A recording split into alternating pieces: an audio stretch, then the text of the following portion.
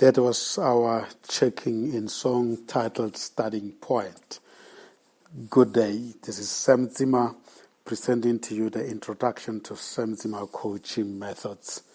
This is the product of Cometa GOC International, Pty Limited, a management and leadership development consulting company.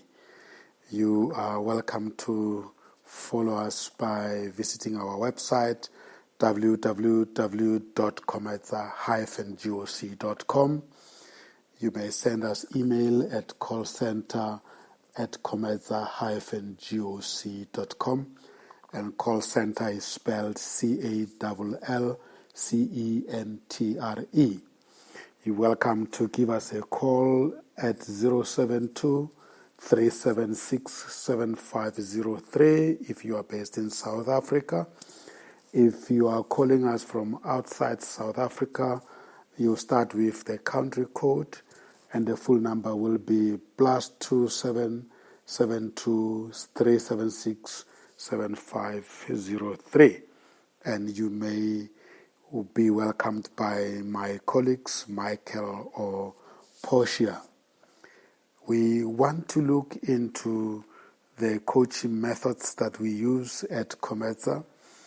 And this particular podcast is meant for sharing with you all the methodologies that we are using in delivering our coaching. To understand the TSIMA coaching methods, one will have to indulge in my perspective, and that is my upbringing and development journey to where I am now in my professional career. It has been a roller coaster, but full of exciting milestones. TSIMA coaching methods and coaching model form the foundation of the coaching and mentoring sector at Cometa GOC International, Pty Limited. I am a product of rural upbringing. My primary and high school education took place in the deep rural district of Sekhukhune in the Limpopo province of the Republic of South Africa. My development was always competing against the cultural and traditional duties of being a head boy. I acknowledged and assumed such duties and responsibilities, but built on top of them the modern education programs. I wanted the best of both worlds, and I did exactly that, including becoming a formidable football player for my village football club called Muribane Scientists FC.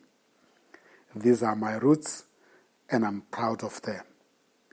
I did all the rituals that the young village boys like me were expected to do. I then proceeded to boys' boarding school called Vaparangwe College at Aravi outside Marble Hall to complete my high school education. Vaparangwe College was a special high school for the sons of the kings, chiefs and headsmen under the Bantu education system during the apartheid era in South Africa. It was in those contexts and times the privileged, well-equipped and resourced high school admired by all the potential students and parents in the then Leboa Homeland government, a Bantustan of the apartheid South African government then. One cannot be proud of a history like this one, but in those times, that was the option one has. And we are continuing to better our country now, even though one had such type of an education that was short of the best that was reserved for the white children.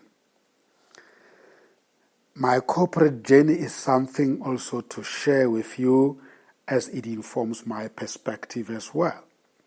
I have been on corporate environment development journey for a very long time, starting as a learner and an intern of the Southern African German Chamber of Commerce and Industry scheme called the Commercial Advancement Training Scheme, CATS or CATS in short, in 1996.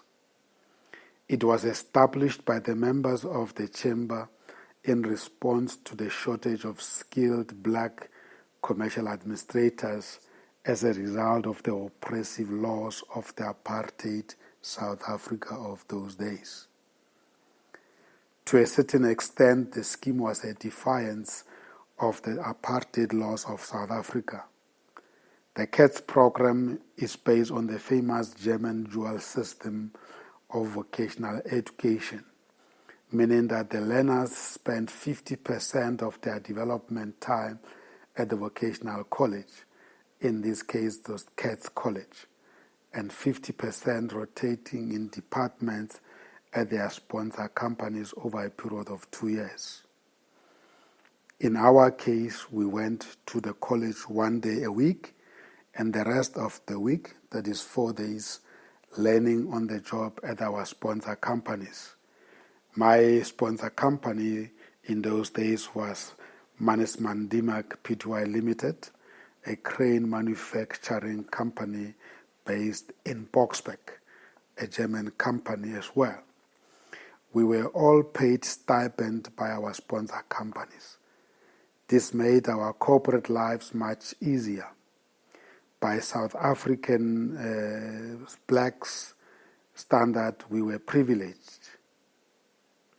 But we had to craft for 2 years to achieve our qualification that was issued by the Associations of German Chambers of Commerce in Berlin, Germany.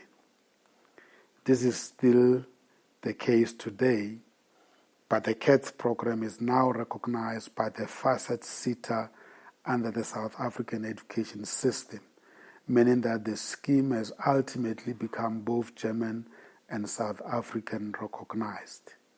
This is a great achievement indeed. My corporate development journey included 2 years of South Africa management program in Germany by the Karl-Duisberg Gesellschaft e.V. in Cologne. That included 6 months German language program at the Karl-Duisberg centers, living in the German host families as part of the cultural encounter, plus the national tour of Germany, visiting German corporate headquarters and manufacturing sites. We visited companies with branches in South Africa, like Mercedes-Benz in Bremen, Kuehne+Nagel in Bremerhaven, BMW in Munich, Siemens IAG in Munich as well, Mercedes-Benz in Stuttgart, and Bayer in Leverkusen, etc. I was placed at Lufthansa German Airlines Cargo Center and Kuehne+Nagel Luftfracht GmbH at Frankfurt International Airport for my practical part of the SA management program, staying at the Frankfurt am Main city. During my second stint in Germany, this time under Siemens Stammhaus program or corporate program, I was once again based in Cologne and Bocholt with my vocational college at Duisburg in the federal state of North Rhine-Westphalia. On returning to South Africa in 1992, I rejoined Siemens Limited in Johannesburg as a commercial administrator and later head of commercial training. In between, I was seconded to the Johannesburg branch of the Black Management Forum, BMF, for 1 year, and that was in 1994. And I returned to Siemens in 1995. I consider myself as a South African German trained industrialist under the famous German dual system, both locally and in Germany, through the chamber movement. This brings one closer to commerce and industry in orientation, practice, and behavior. But I'm proud to say that South Africa and Africa in particular are the platforms on which I apply my knowledge and experiences to benefit both Germany, Africa, and of course the global economies. This is done through my company, Cometsa, offerings like coaching corporate executives and emerging entrepreneurs programs. I'm committed to contributing to Africa's reawakening, economically at least. Later in that year, and that is 1995, after I returned to Siemens, I left and joined the ABSA Banking Group as a group employment equity consultant, including being responsible for introducing learning programs for the black employees in the entire bank. I introduced the first learnership in the banking sector called Candidate Bank Technician, which was later handed over to the newly established banking SETA. And overall, the following development programs for the black staff at ABSA Banking Group were introduced by myself by the time I left the bank in December 2002.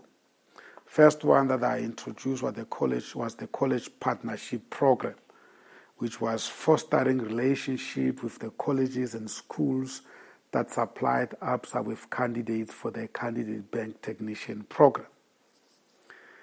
The next one that I introduced was the Junior Management Training Program, JMT.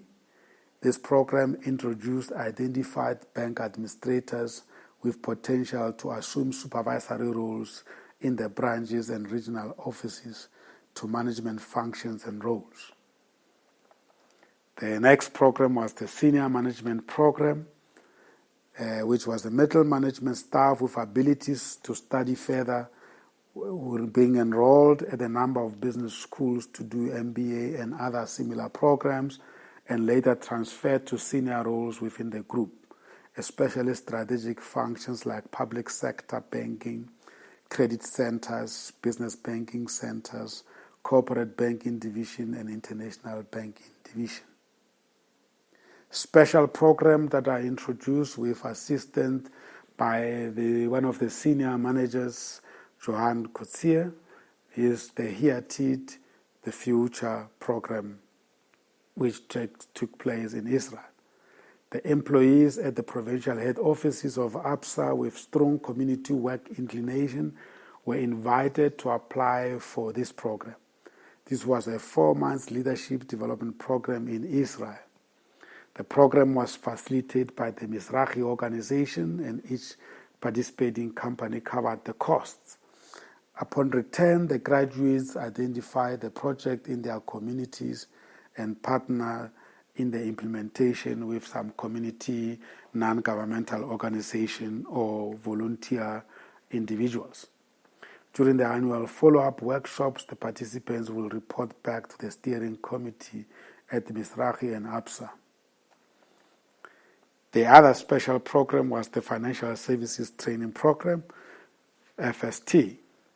The International Foundation for Education and Self-Help, IFS, was established by the late Reverend Leon Sullivan, an African-American Baptist civil rights movement activist famous for the Sullivan Code, with the aim of partnering the U.S. with the world, especially Africa, in development skills, opened the offices in Johannesburg to assist Africa after the 1994 democratic elections in South Africa.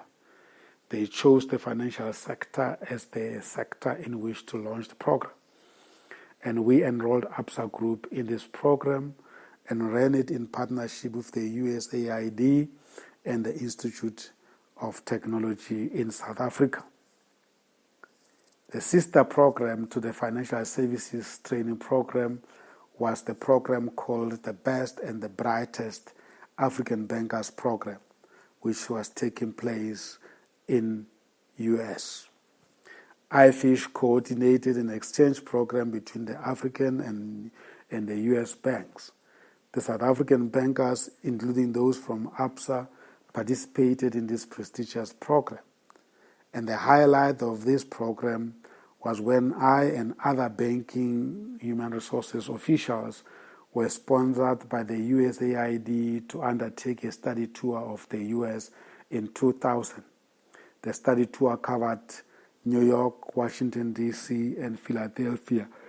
And during those visits, we will interact with the banks in the cities and share and exchange ideas on how to develop banking professionals. I also launched a banking career management program, radio talk show at Kaya FM. From the candidate bank technicians, I realized that many young black South Africans with high school qualification did not have information on career opportunities in banking. I therefore launched a bi-weekly banking career radio talk show that ran over 2 years at Kaya FM. I was a co-host with Kaya FM DJs and invited ABSA bankers to the show to share the information with the learners. This contributed to a number of young blacks joining the banking industry. The ABSA Group Orientation Program was a head office-based intervention. New entrants into banking, especially a big bank like ABSA, found the environment to be complex. In order to simplify their career beginning at ABSA, I ran a monthly new employee orientation and information sharing sessions at the ABSA Group auditorium. Even the old employees of ABSA found the sessions informative and attended the sessions. I will also do the same at the ABSA TV channel to talk to the whole group. The program was also supported by regular articles in the ABSA Group staff magazine called Abacus. I also launched the international exchange program between South Africa and Holland and sent some of the ABSA staff over there for a period of 2 months. It was registered in a once-off exchange program with a college in Holland, and 2 ABSA participants in the junior management training program were sent to Holland for the period of 4 months overall in all, even though originally it was planned for 2 months. I brought the commercial advancement training scheme over to ABSA, and this became the biggest. ABSA became the biggest participant in the CATS program, with big centers being Johannesburg, Pretoria, Durban, Cape Town, Port Elizabeth, and East London. After 7 years at ABSA, I left to join Sasol and continued in my passion, namely creating development opportunities for the black professionals at all levels, including being responsible for some of the following programs: Sasol Mining Employment Equity Forum, Sasol Oil Employment Equity Forum, Sasol Synfuels Employment Equity Forum, Sasol Chemicals Employment Equity Forum, National Refinery Employment Equity Forum, Sasol Technologies Employment Equity Forum, Sasol Works Employment Equity Forum, and Sasol Corporate Employment Equity Forum. We relaunched the Sasol Employment Equity Forum called SAGIF, which was an umbrella structure made up of the chairpersons of the above Sasol companies' employment equity forums. We coordinated what we will call Sasol Leadership Employment Equity Forum SLEEF, which was the structure made up of all members of SAGIF and the nominated members of Sasol Group Exco. The aim was to align the employment equity strategy of Sasol as driven by the forums and the Center of Expertise on Diversity Management with the group business strategy. I headed that Center of Expertise on Diversity Management at Sasol. We launched the Sasol Group Diversity Management Forum, and this forum had to address diversity and inclusion from national and global perspective. And then we introduced the ICAP Business Solutions to Sasol Group as employment equity advisor to most of Sasol companies' employment forums and the management. The highlight was the drafting of the Sasol Group Employment Equity Charter, and this was officially signed off and launched by the then Group Chief Executive Peter Cox. We appointed GIBS, the Graduate Institute of Business Science, the Business School of the University of Pretoria, as the business school partner to Sasol Accelerated Leadership Development Program, ALDP. This program was for the black MBAs and engineering graduates that were identified and appointed to undergo an accelerated leadership development program to improve the management profile of Sasol Group over time. The candidates were appointed into permanent jobs and allocated mentors and coaches for support. GIBS appointed external mentor to give objective and balanced review of the interventions and through coaches and mentors. The participants had to complete the certain modules at GIBS, including international business tour to Singapore to learn from reputable companies and institutes there. I want to share what I regard as my new beginning post my Sasol days. My corporate journey from Sasol took me to Motorola Southern Africa Pty Limited, in which I became the Human Resources Director for Sub-Sahara Africa, reporting into Dubai. In June 2009, after 5 years at Motorola, the new beginning started when I left full-time employment and committed myself to the evolution of my own company, Comeza, which until then was a development football club based at Hillbrow Parktown in Johannesburg. My first project after leaving Motorola was at the Gordon Institute of Business Science, in short GIBS, as stated, which was the business school of the University of Pretoria, where I became the program manager for their broad-based Black Economic Empowerment, a project that was run in partnership and funded by the National Empowerment Fund, the NEF. That was a program of 2.5 years, and upon completion of that program, I went back to my company and worked full-time until I was appointed into another project to establish the Dr. Richard Mabonya Institute for Entrepreneurship and Skills Development.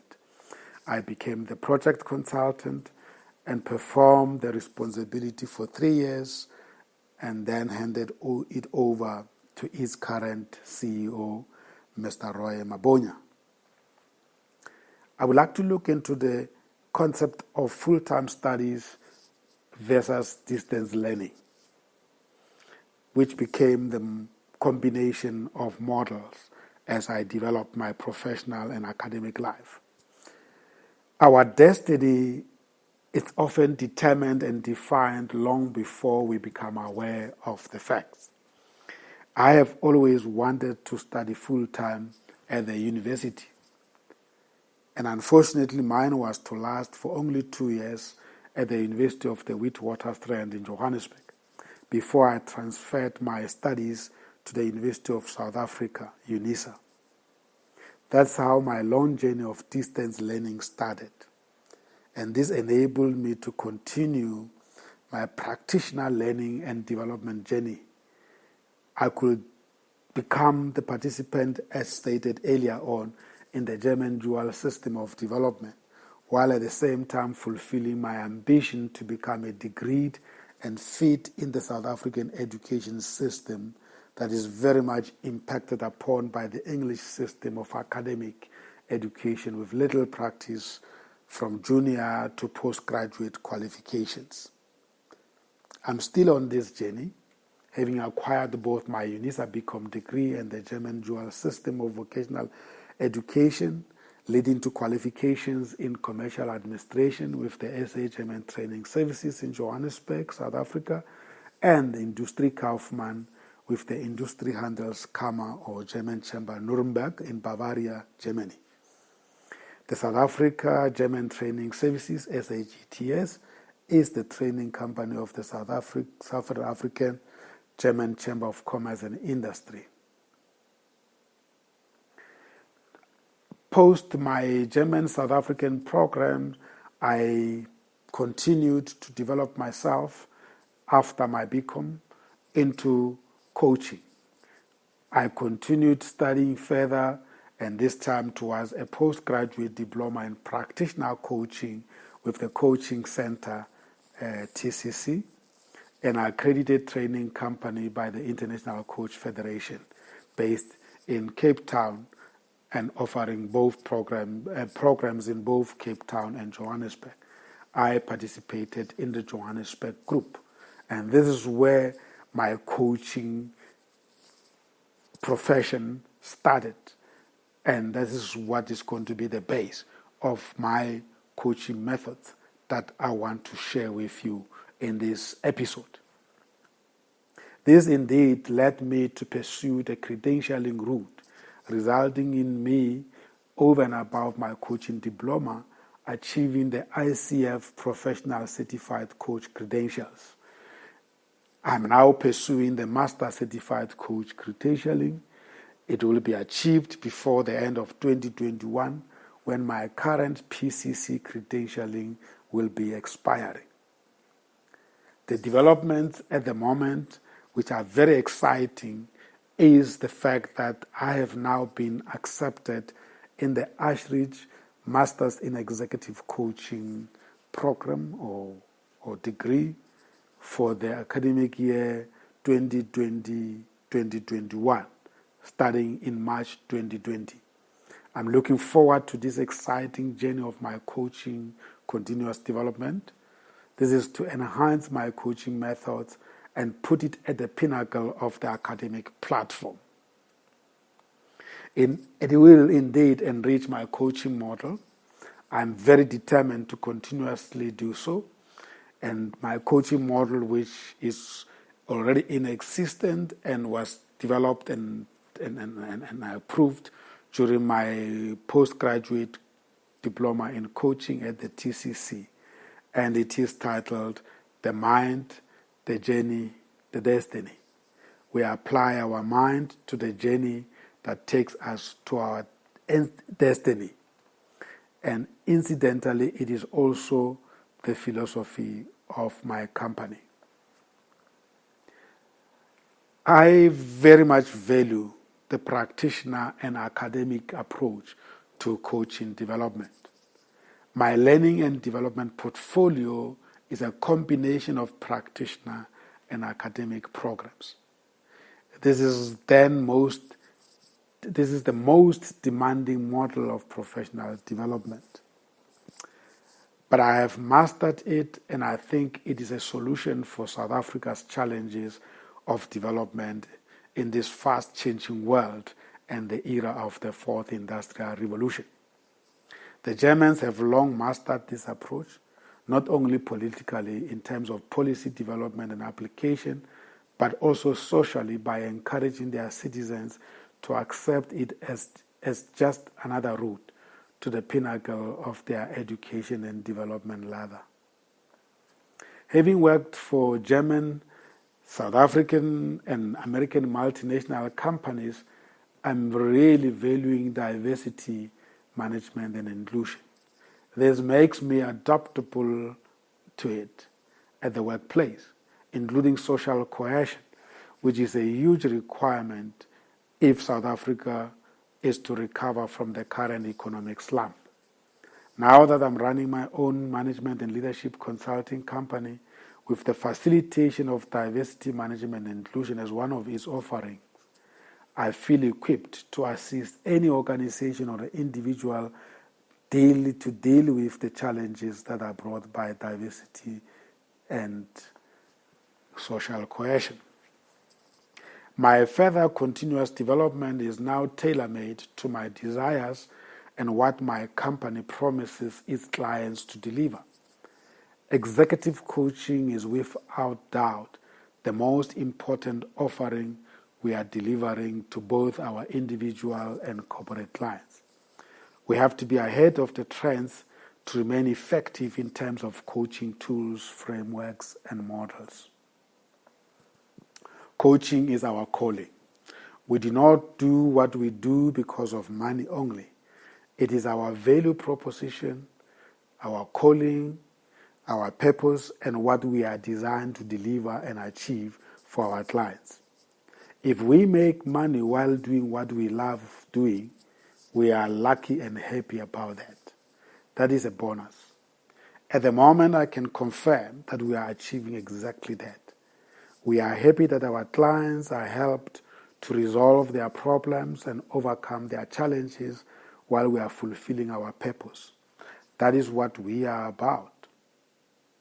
We support the development of the coaching profession in the country and beyond.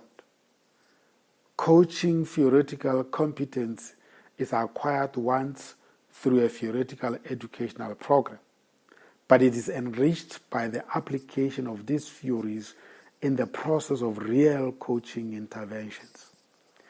We are the luckiest professionals in the sense that we learn as we coach. A coach does not stop learning.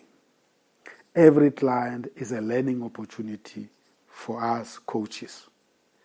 There is one condition though, and that is adherence to the code of ethics of the coaching federations like ICF and Comenza.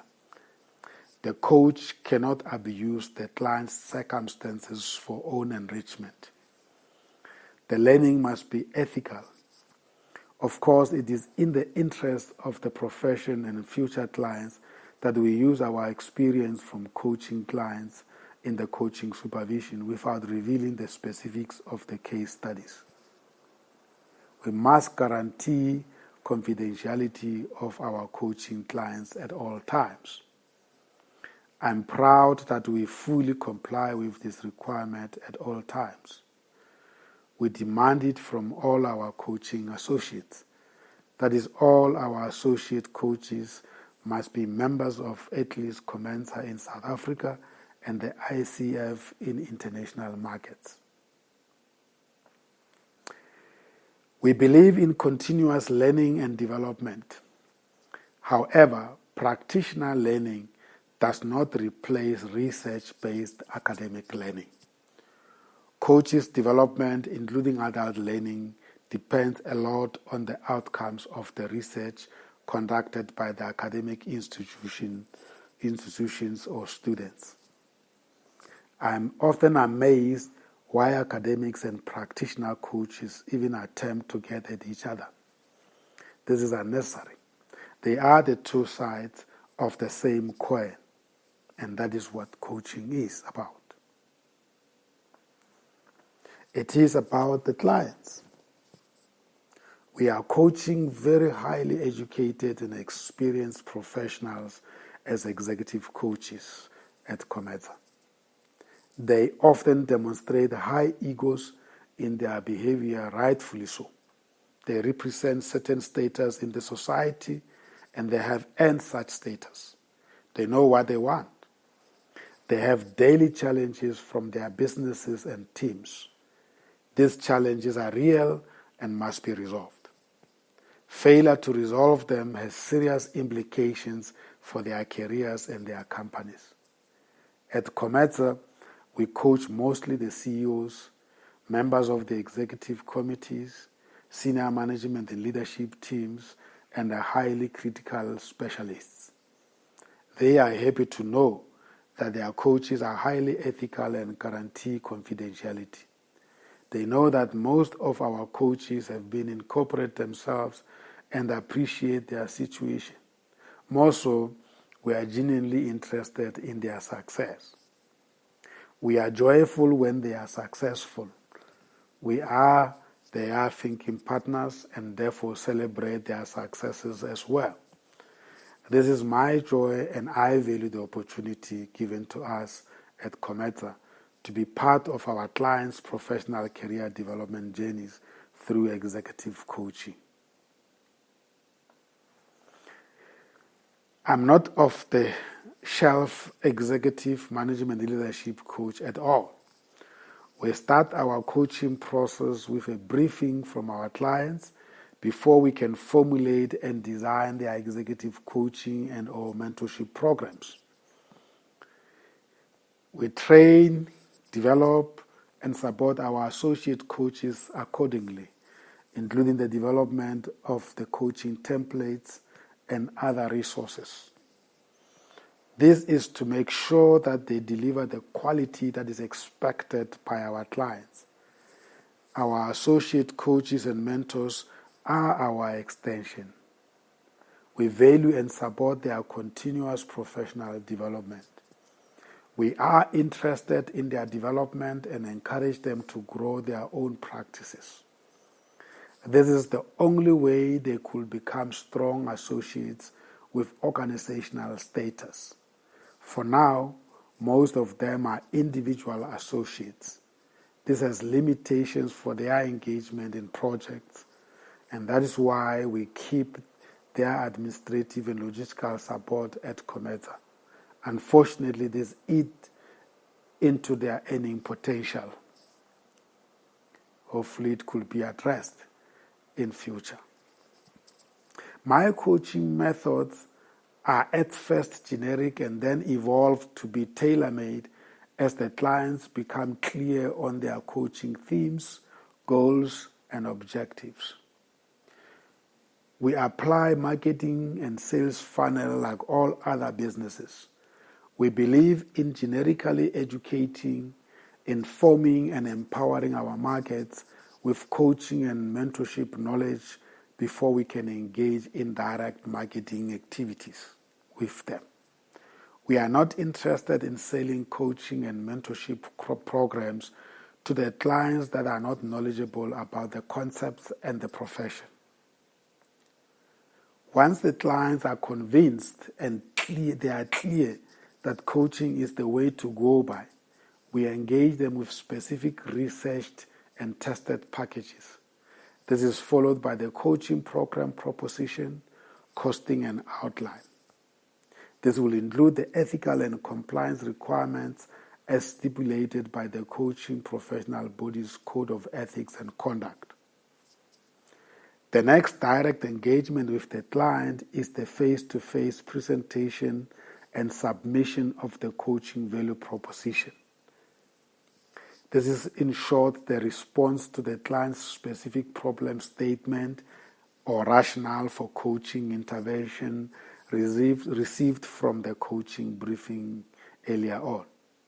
This is often the basis on which the client decides on the coaching company they would like to offer the coaching contract to.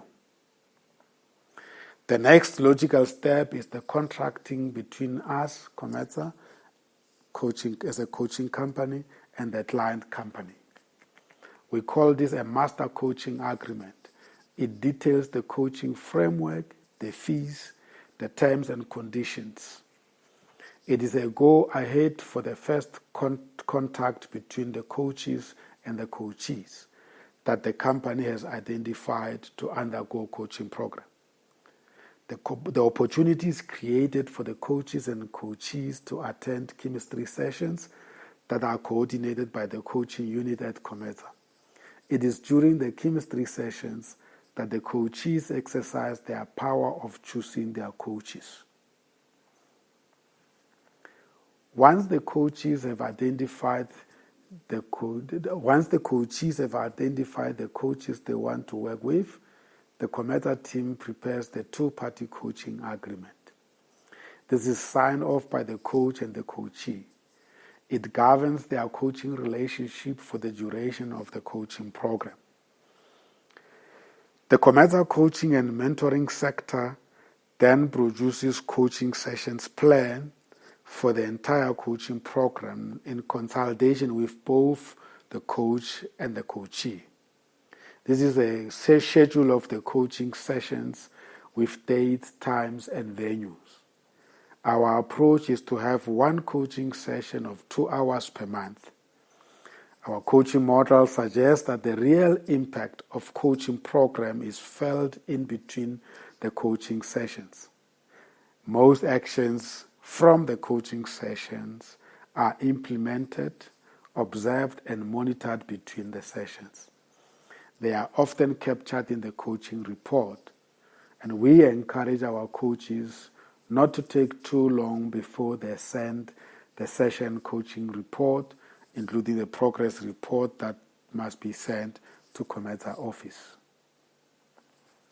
The coaching sponsor company is invoiced once a month, and it is expected to pay the invoice at the end of the same month, latest before the next month's coaching session.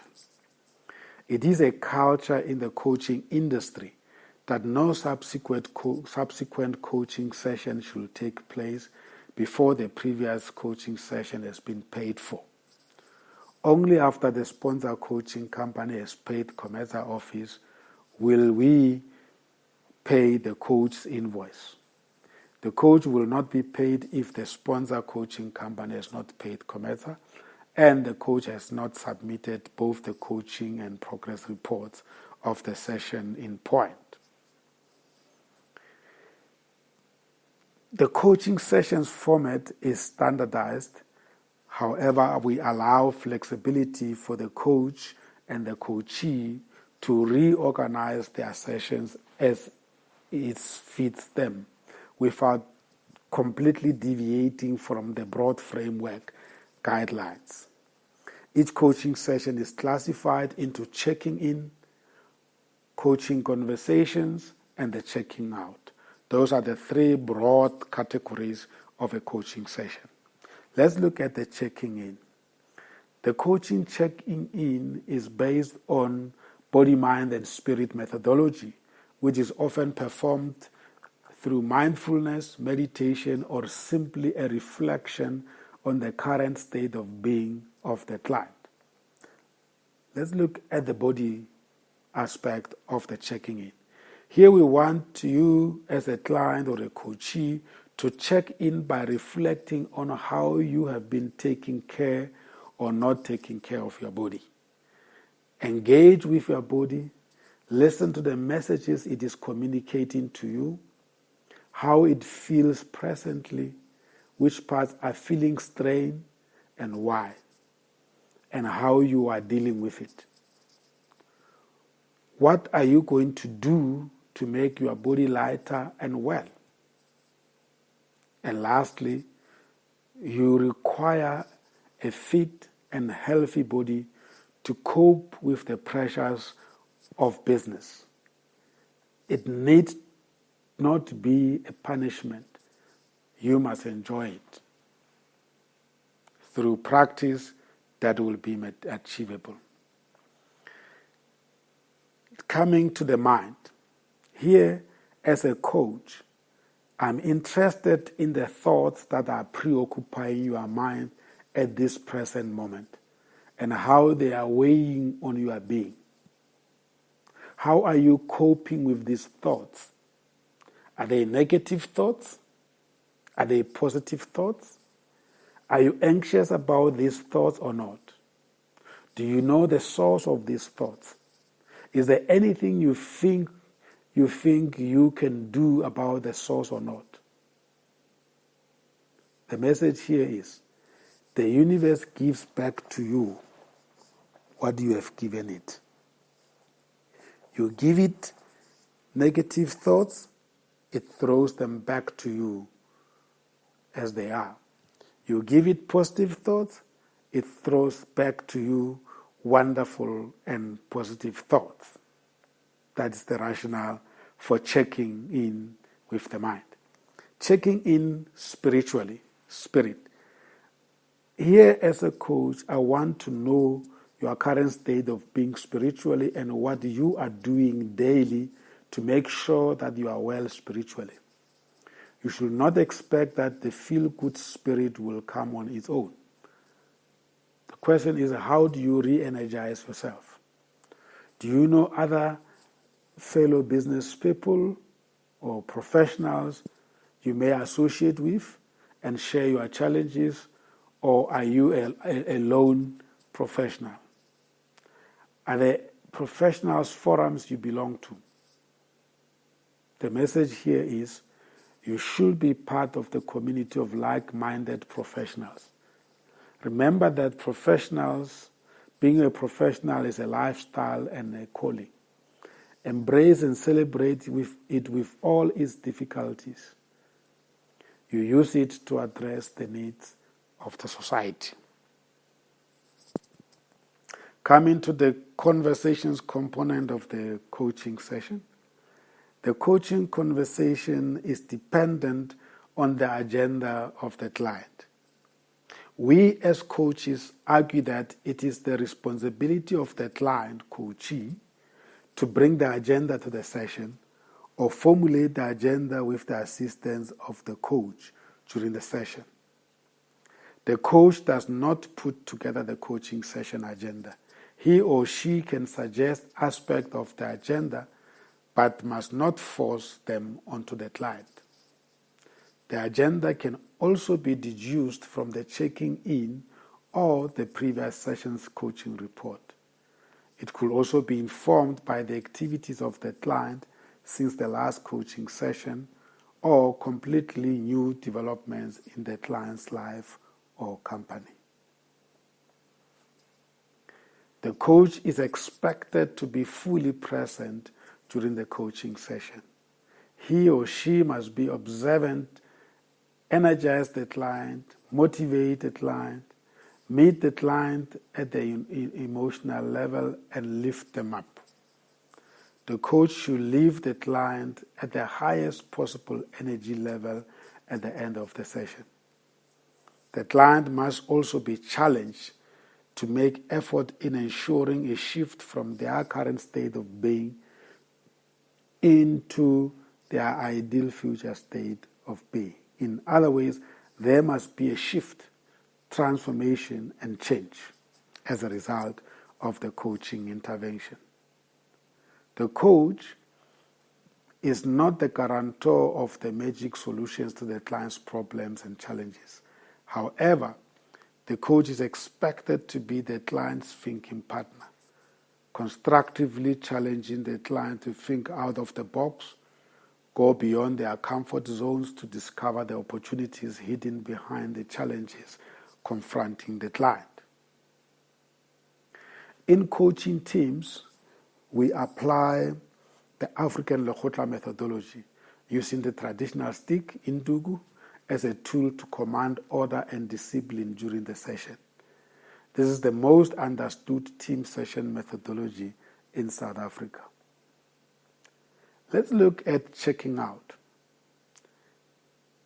Checking out session is standardized to develop dependable session evaluation methodology understood by the client.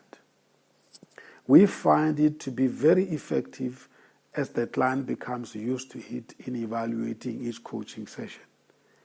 It responds to the following 5 checking out questions. 1, confirmation. 2, aha moment. 3, new insights. 5, to take home. 6, new behaviors. And lastly, the actions emanating from the sessions.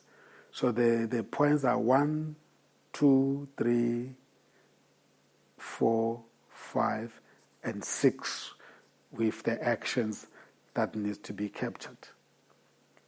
Under confirmation here, we want to find out from the client what were the things that were confirmed in the session. There must have been something that they came with to the session that was confirmed by the session. We want to know what it is and if they can share that with us orally, but also we will capturing it in writing. And the aha moment, we want to find out the point during the session at which the client experienced an aha moment.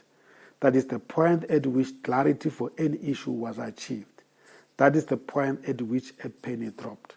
This is very important because we know such aha moments don't get forgotten, don't become forgotten by the client.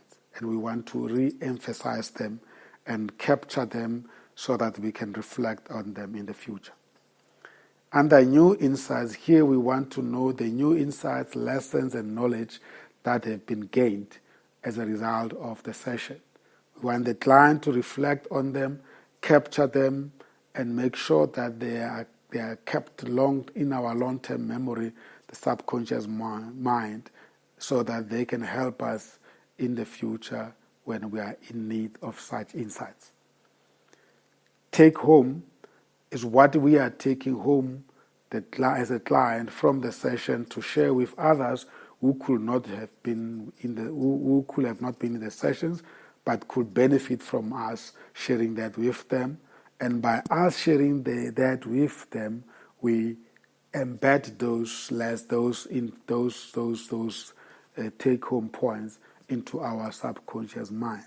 And as professionals, we become the multipliers, and we will always be willing to share with the others as such. Or we are expected to be willing to share with others, because by sharing, we learn further. The new behaviors and practices, these are the things that we are going to do differently from today onward as a result of the session, or the things that we are going to unlearn as a result of enlightenment from the session. We want to find out if there is anything that they are going to stop doing or they are going to start doing due to the session. Lastly, we would like them to capture at least 3 actions that originate from the session that are supportive of our coaching goals and objectives that have been captured at the beginning of the coaching sessions. I would like to end this session by giving my take on the state of coaching in South Africa, Africa, and the world. Coaching is the youngest and the fastest growing profession in the world. It originates from psychology, counseling to be specific, but it is not to be confused with counseling. They are not the same. Whereas counseling is about restoring the state of being of the client after the client has been upset by whatever incidences, coaching is progressive, positive, and is about the future. In its current form, coaching is still developing into a formidable global profession. I want to be part of this phenomenon, especially its strategic positioning in South Africa and Africa at large. I have already started doing so, as I explain below. I want to contribute both academically and practically by offering the highest quality coaching interventions in the continent and the world. In South Africa, coaching has just taken off. The past few years have seen many humanities practitioners calling themselves coaches. There are many training providers in coaching, and not all of them, however, have acquired the right qualifications to can be credentialed by the coaching federations. I'm referring to those who graduate from these coaching providers' programs. So that on its own disqualifies them to call themselves professional coaches. The qualifications that I'm pursuing will add to my current qualification of diploma in practitioner coaching. I'm referring in this particular case to the Ashridge Masters in Executive Coaching that I'm about to embark on as from March 2020. Along with mentoring, coaching is now integrated into many organizations' human capital management and leadership development portfolios internally inside organizations or companies. It is for this reason I want to further my studies to the highest level. I want to expand my coaching offering at the highest level and grow the coaching business of my company, Cometa, GOC International, Pty Limited. The future addition to my company's coaching offering is supervision of my associate coaches that I deploy at my coaching clients. We are finding ourselves in what is known as VUCA world. It's a very challenging world indeed. So the demand for executive coaching by companies is growing very fast as a result of this complexity in global markets. So the business executives are therefore confronted by this VUCA world as well. VUCA stands for volatile, uncertain, complex, and ambiguous. So coaching over and above their business skill is the answer to this challenge. I want to be one of those to go to executive coaches in Africa and the world that will be their thinking partners. These executives will include coaching in their continuous development programs for themselves and their staff. And of course, this will include in my case, this will include joining the coaching faculties of the most reputable universities and business schools in the world. And I am already contributing by participating in the research and global coaching programs of the International Coach Federation. I participated in the ICF Ignite Volunteer Coaching Program that was offered by the ICF Foundation, in which we were coaching about 35 UNICEF country managers. So this program confirmed to me that coaching is my calling, and I'm ready to develop to the highest level through academic programs as well, on top of my practitioner coaching offerings in the market. So qualifications and profession with great prospects is here. Today, most universities and business schools are offering coaching qualifications at certificate, diploma, and degree levels due to this growing demand. This is a confirmation that coaching has arrived, it has a great future, and it is here to stay. I will evolve into one of the prestigious qualifications, especially at the postgraduate level. I want to be part of this journey and be counted among those who will have contributed to its growth out of Africa. And this includes expanding my company's coaching offerings into the world, as stated before. Achieving coaching qualification is the step toward or entrenchment of membership, credentialing, and participation in the activities of the recognized coaching federations. And as stated, I am a member of both Comensa and ICF as a registered and practicing coach. We qualify ourselves for the benefit of our coaching clients, both individuals and organizations. So the clients must feel confident when they approach a coach to become their thinking partner. And the coach's credential, including reputable qualification, is what attracts them to the coaching programs. This is always in my mind as I embark on my coaching continuous development initiatives. And therefore, coaching to me is more than a career. It is my calling, it is my life purpose. Some companies have introduced internal coaching programs with clearly defined standards that coaches must meet. The trend is to request professional qualifications and credentials from the coaches. They are aligning their internal coaching programs with their learning and development strategies, and ours is to respond accordingly. They mostly put their senior management executives through such programs.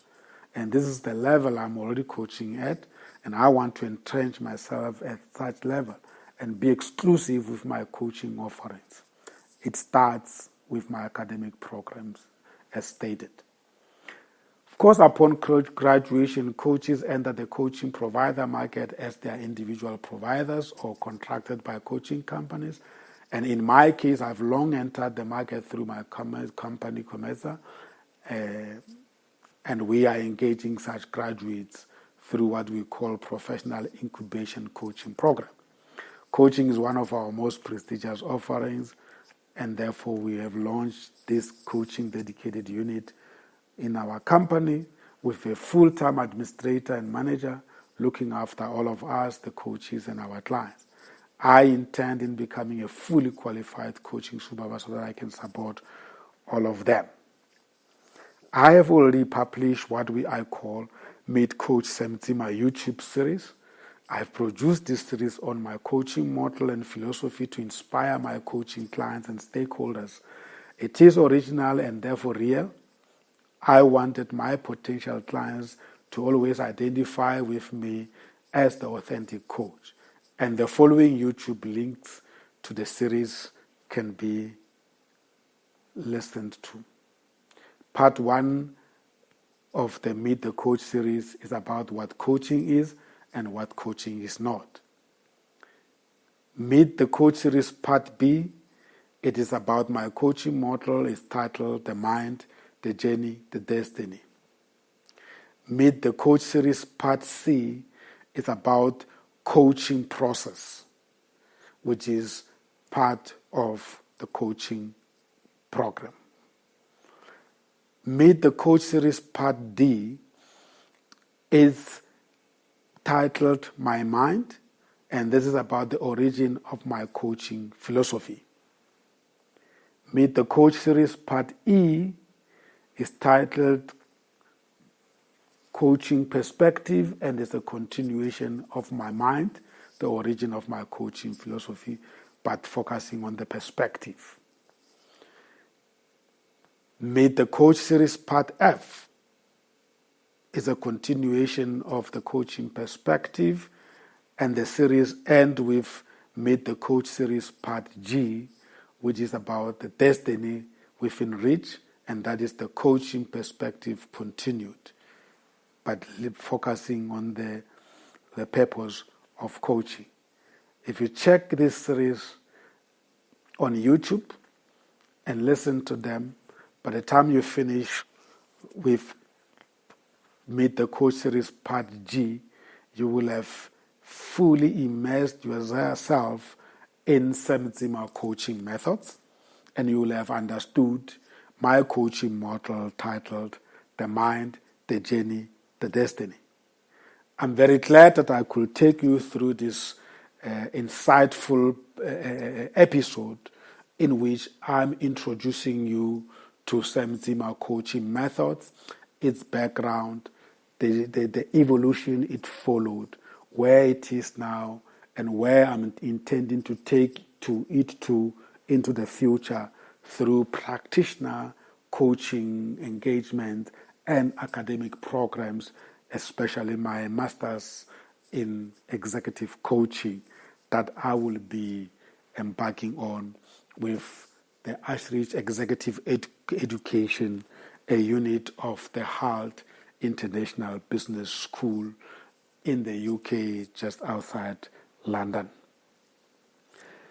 I would like to remind you that we are accessible to you. You can check our website, which is www.comesa-goc.com. Drop us an email at callcenter@comesa-goc.com. Once again, call center is spelled CALLCENTRE, and it is at comesa-goc.com. We encourage you to give our coaching staff a call at 072-376-7503 if you are based in South Africa. If you are calling from outside South Africa, use our international line starting with the country code, and the number will be +27 72 376 7503. Once again, this was TSIMA.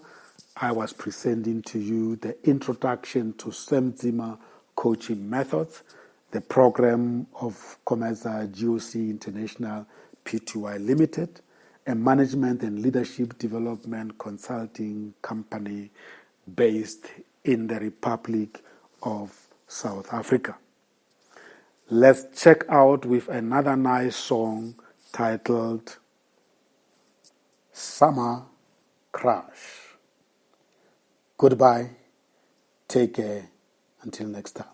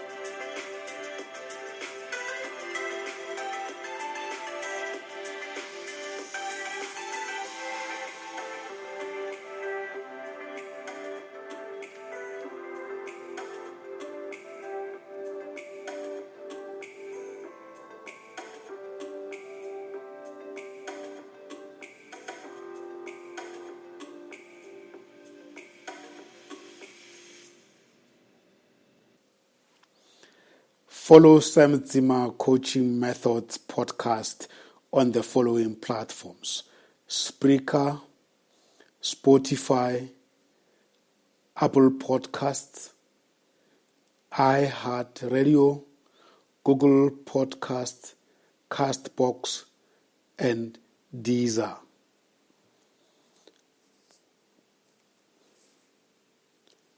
See you there. Enjoy a bonus song titled Zanzibar. Thank you for joining us.